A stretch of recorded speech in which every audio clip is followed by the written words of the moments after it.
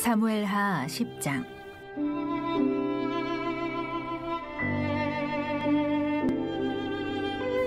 그 후에 암몬 자손의 왕이 죽고 그의 아들 하눈이 대신하여 왕이 되니 다윗이 이르되 내가 나하스의 아들 하눈에게 은총을 베풀되 그의 아버지가 내게 은총을 베푼 것 같이 하리라 하고 다윗이 그의 신하들을 보내 그의 아버지를 조상하라 하니라. 다윗의 신하들이 암몬 자손의 땅에 이르매 암몬 자손의 관리들이 그들의 주 하눈에게 말하되 왕은 다윗이 조객을 당신에게 보낸 것이 왕의 아버지를 공경함인 줄로 여기시나이까. 다윗이 그의 신하들을 당신에게 보내 이 성을 엿보고 탐지하여 함락시키고자 함이 아니니까 하니 이에 하눈이 다윗의 신하들을 잡아 그들의 수염 절반을 깎고 그들의 의복에 중동볼기까지 자르고 돌려보내매 사람들이 이 일을 다윗에게 알리니라. 그 사람들이 크게 부끄러워하므로 왕이 그들을 맞으러 보내 이르기를 너희는 수염이 자라기까지 여리고에서 머물다가 돌아오라 하니라. 암몬 자손들이 자기들이 다윗에게 미움이 된 줄 알고 암몬 자손들이 사람을 보내 벳르홉 아람 사람과 소바 아람 사람의 보병 2만 명과 마아가 왕과 그의 사람 1,000명과 돕 사람 12,000명을 고용한지라. 다윗이 듣고 요압과 용사의 온 무리를 보내매 암몬 자손은 나와서 성문 어귀에 진을 쳤고 소바와 르홉 아람 사람과 돕과 마아가 사람들은 따로 들에 있더라. 요압이 자기와 맞서 앞뒤에 친 적진을 보고 이스라엘의 선발한 자 중에서 또 엄선하여 아람 사람과 싸우려고 진치고 그 백성의 남은 자를 그 아우 아비새의 수하에 맡겨 암몬 자손과 싸우려고 진치게 하고 이르되 만일 아람 사람이 나보다 강하면 내가 나를 돕고 만일 암몬 자손이 너보다 강하면 내가 가서 너를 도우리라. 너는 담대하라. 우리가 우리 백성과 우리 하나님의 성읍들을 위하여 담대히 하자. 여호와께서 선히 여기시는 대로 행하시기를 원하노라 하고 요압과 그와 함께한 백성이 아람 사람을 대항하여 싸우려고 나아가니 그들이 그 앞에서 도망하고 암몬 자손은 아람 사람이 도망함을 보고 그들도 아비새 앞에서 도망하여 성읍으로 들어간지라. 요압이 암몬 자손을 떠나 예루살렘으로 돌아가니라. 아람 사람이 자기가 이스라엘 앞에서 패하였음을 보고 다 모이매 하다데셀이 사람을 보내 강 건너쪽에 있는 아람 사람을 불러내매 그들이 헬람에 이르니 하다데셀의 군 사령관 소박이 그들을 거느린지라. 어떤 사람이 다윗에게 알림해 그가 온 이스라엘을 모으고 요단을 건너 헬람에 이르매 아람 사람들이 다윗을 향하여 진을 치고 더불어 싸우더니 아람 사람이 이스라엘 앞에서 도망한지라. 다윗이 아람 병거 700대와 마병 4만 명을 죽이고 또 그 군 사령관 소박을 치매 거기서 죽으니라. 하다데셀에게 속한 왕들이 자기가 이스라엘 앞에서 패함을 보고 이스라엘과 화친하고 섬기니 그러므로 아람 사람들이 두려워하여 다시는 암몬 자손을 돕지 아니하니라. 여러분 이른 새벽 미명에 하나님 은혜의 보좌 앞에 참 잘 나오셨습니다. 또 영상을 통해서 함께하는 이들도 주님의 이름으로 축복하고 환영합니다. 우리가 이 사무엘 상하에 참 놀라운 말씀이죠. 이 말씀 안에 놀라운 하나님의 세계가 담겨 있고 수많은 사람들이 하나님의 뜻 가운데서 놀라운 일들을 행하며 이렇게 역사를 만들어 나가는 그런 모습들을 보게 됩니다. 특별히 오늘 이 사무엘하 10장의 말씀을 보면서 참 많은 생각을 갖게 되는데 그 중에 하나는 바로 이겁니다. 부모가 된 우리에게 있어서 가장 중요한 것이 뭘까? 부모가 된 우리에게 있어서 가장 중요한 것은 바로 자식일 거예요. 그렇죠? 자식이 있는 부모, 그 부모에게 물어보면 너나 할 것 없이 이 자식에 대한 마음, 자식에 대한 사랑, 자식에 대한 생각, 아마 여러분들의 기도 제목 중에서도 많은 부분 참 이 자식에 대한 그 기도, 자식에 대한 그 마음의 소원이 자리하고 있지 않겠나, 이런 생각을 갖게 됩니다. 그만큼 부모에게 있어서 자식은 소중하고요, 어느 부모든 자기 자식에게는 좋은 것으로 잘 해주고 싶은 거예요. 그래서 예수님도 그 마음을 알았잖아요. 그래서 예수님께서 구하라, 찾으라, 두드리라, 기도에 관한 이 천국권에 관한 말씀을 하시면서 이 비유를 들었잖아요.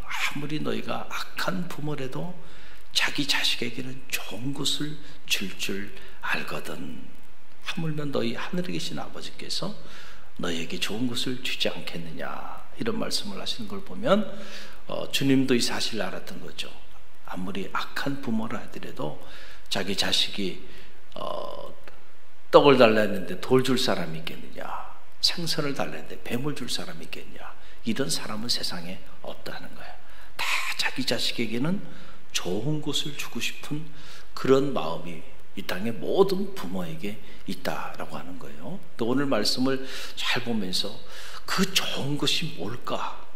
사실은 특별히 믿음의 부모가 된 우리들이 깨달아야 되는 거, 모든 부모들이 다 자식에게 좋은 것을 주고 싶어 하는데 정말로 좋은 것을 주고 있는가?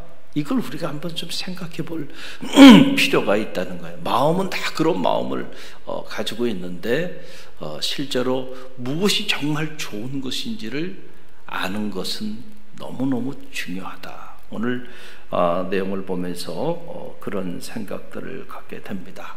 정말 좋은 것, 정말 소중한 것, 그것을 자식들에게 물려주고 자식들에게 나눠줄 수 있는 그런 지혜로운 부모가 돼야 되겠다라고 하는 그런 얘기죠. 자, 오늘 말씀에 보면 이 암몬 왕 나하스, 그리고 그의 죽음과 그의 조문에 관한 그런 말씀인데, 이 말씀을 보면서 우리가 그런 생각을 갖게 되는 겁니다. 자, 이 말씀을 자세히 묵상해 보면 참 안타까운 그런 내용이 나오고 있는 걸 보게 돼요. 자, 왜 안타깝냐? 암몬 왕 그 나하스가 죽은 다음에 그의 죽었다는 소식을 다윗이 들어요. 그리고는 다윗이 참 안타까운 마음을 갖고, 그리고 자기 신복들을 조문객으로 보냅니다. 보낸 이유는 다른 게 아니에요. 이 암몬 왕 나하스가 사울에게는 적대 관계에 있었지만은 다윗에게는 화친을 맺고, 그리고 다윗과는 좋은 관계를 가졌던 그런 대단히 지혜롭고 신의가 있었던 그런 인물이었어요. 그래서 다윗이 이 암몬 왕 나하스가 죽었다는 소식을 듣고 가슴이 아팠어요. 그래서 진심으로 그를 추모하고 싶었어요. 그래서 자기의 신복들을 골라서 신복들로 하여금 자기의 마음을 전달하도록 조문객으로 이렇게 보냅니다. 여러분, 그 내용이 2절에 나오죠. 함께 읽어봅니다. 다윗이 이르되 내가 나하스의 아들 한운에게 은총을 베풀되 그의 아버지가 내게 은총을 베푼 것 같이 하리라 하고, 다윗이 그의 신하들을 보내 그의 아버지를 조상하라 하니라. 다윗의 신하들이 암몬 자손의 땅에 이르매. 그랬어요. 자, 암몬의 왕 나하스가 죽었다는 소리를 듣고 가슴 아파하면서 그가 내게 힘들고 어려울 때 내게 은총을 베풀었던 것처럼 나도 그에게 은총을 베풀고 싶다. 자, 이런 따뜻한 마음, 이런 신의를 가지고 조문객들을 그의 아들 한운에게 보낸 거예요. 자, 그런데 가만히 이 말씀을 묵상해 보면은 자, 안타까운 내용은 뭐냐면은 이 암몬 왕 나하스가 죽기 전에 자기 아들 한운에게 왕권은 물려줬는지 모르지만 이 암몬 왕 나하스의 지혜와 신의는 물려주지 못한 거야. 그래서 그의 아들이요, 자기 아버지를 조문하기 위해서 다윗이 보낸 그 사람들을 모욕하고 욕을 보이고 그리고 돌려보내서 이 일 때문에 오히려 다윗과 적대 관계가 되고 전쟁을 일으키게 되는 이런 안타까운 지경에까지 떨어지게 되는 걸 보게 돼요. 이걸 보면서 왕권을 물려주는 거, 믿음의 부모된 우리 입장에서 보면 좋은 것을 물려주는 거라고 생각해요. 그래서 어떻게라도 자기 자식에게 이 물질도 그리고 어떤 권세도 그런 것들이 좋은 것이라고 생각하고 그런 것들을 물려주고자 몸부림치는데, 사실은 여러분 그런 것만 물려주고 지혜와 또 사람과 사람 사이에 가장 중요한 신의, 이런 것들을 물려주지 못하게 된다고 한다면 오늘 이 사무엘하 10장 같은 안타까운 일들이 오늘 우리의 삶의 자리 안에도 얼마든지 일어날 수가 있다라고 하는 그런 얘기예요. 얼마나 귀한 기회입니까? 다윗과 좋은 관계를 가질 수 있는, 누구 때문에? 아버지 덕으로. 그런데 오히려 그 좋은 기회를 나라를 망치고 그리고 죽음의 사지에 떨어지게 되는 그러한 불행한 그러한 사태로 맞이하고 있는 이 한운의 모습을 보면서 우리 자녀들이, 우리가 이 땅의 삶을 살고 간 다음에 우리 자녀들에게 이런 안타까운 일들이 일어나지 않기를 우리가 기도해야 한다는 거예요. 할렐루야. 물려줄 걸 물려줘야지. 뭐를 물려줘야 될지를 잘 몰랐다라고 하는 거죠. 그래서 보세요. 내용을 들여다보면 다윗이 이런 좋은 마음을 가지고 자기 사람들을 조문객으로 보냈잖아요. 근데 그 모습을 보고 한운의 신복들이 한운에게 잘못된 정보를 주는 거예요. 왕이시여, 다윗이 정말로 당신의 아버지를 공경하는 그 마음 때문에 저 조문객들을 보냈다고 생각합니까? 아닙니다. 우리가 생각하기엔 그게 아니고 이 땅을 잘 정탐해가지고 다윗이 이 땅을 빼앗기 위해서 조문객들을 보낸 겁니다. 진실이에요? 거짓말이에요? 거짓말이죠. 그러니까 여러분 언제나 이 중간 지도자가 중요해요. 지도자가 되면 이 중간 지도자들이 역할이 중요하다니까요. 이 중간 지도자들이 잘못된 판단을 했거나 아니면 다윗과 한운 사이를 이간한 거죠. 이관계예요. 왜냐하면 진실이 아닌데 거짓을 보고한 것 보면 이거는 잘못된 판단이라고 말하기보다는 이관계일 확률이 크다는 거죠. 그래서 중요한 것은 거짓된 정보입니다. 그 소리를 들었으면은 한운이요 분별력을 가져야죠. 분별력을 갖고 아랫사람이 아무리 이렇게 해서 이런 겁니다 라고 얘기했다고 그대로 믿어버리면 안 되잖아요. 딱 판단을 하고 그럴 리가 있느냐 하고 자기 아버지를 대했던 그 다윗이 그럴 사람이 아니다. 그리고 다시 한번 생각해 볼 수 있는 지혜가 필요한데 그러지 못하고요.